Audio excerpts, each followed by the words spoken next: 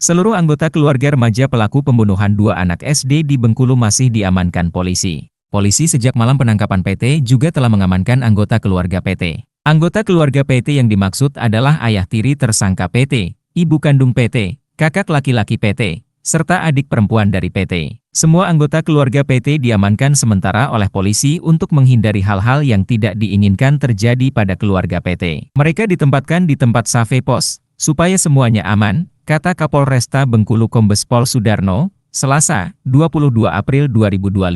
Pembunuh dua bocah SD di Bengkulu Abiu, 9, dan Arjuna, 8, tewas dalam karung berinisial PT, 17. Telah ditetapkan tersangka dan terancam hukuman 15 tahun penjara. Pelaku dijerat dengan pasal 80 ayat 3, Undang-Undang Nomor 35 Tahun 2014 tentang perubahan atas Undang-Undang Nomor 23 Tahun 2002 tentang perlindungan anak dan pasal 338 KUH Pidana. Pasal tersebut adalah terkait dengan kekerasan anak yang menyebabkan kematian dan tindak pidana pembunuhan. Pernyataan tersebut disampaikan oleh Kapolresta Bengkulu Kombes Pol Sudarno saat pelaksanaan pers rilis Selasa, 22 April 2025. Pelaku akan kita proses secara hukum, kemudian masyarakat juga jangan melakukan upaya yang nanti menimbulkan permasalahan baru, ungkap Sudarno. Sementara itu selain telah menahan PT dan menetapkannya sebagai tersangka, awal terbongkarnya motifnya. Awal terbongkarnya kasus dua orang bocah warga Kelurahan Kandang bernama Abiu, 9, dan Arjuna,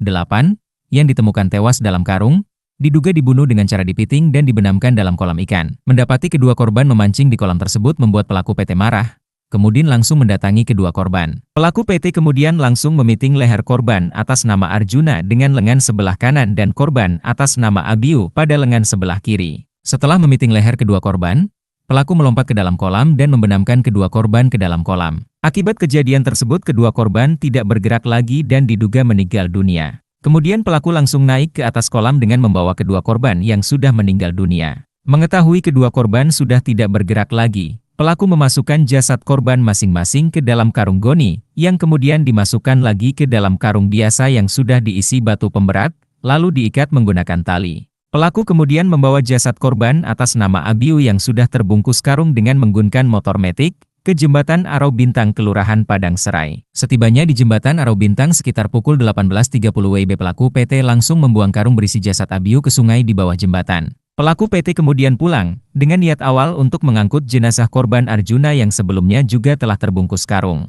Akan tetapi saat PT tiba di rumah, dia melihat orang tua korban dan warga tampak sudah mulai mencari kedua korban yang sudah tidak pulang padahal hari sudah malam. Khawatir akan ketahuan PT mengurungkan niatnya tersebut, dan sekitar pukul 19 WIB, PT membuang jasad korban Arjuna ke dalam septic tank berbentuk sumur di samping rumahnya. Pelaku juga sempat menaburkan kapur barus di sekitar sumur untuk menutupi bau mayat korban, ungkap Sudarno.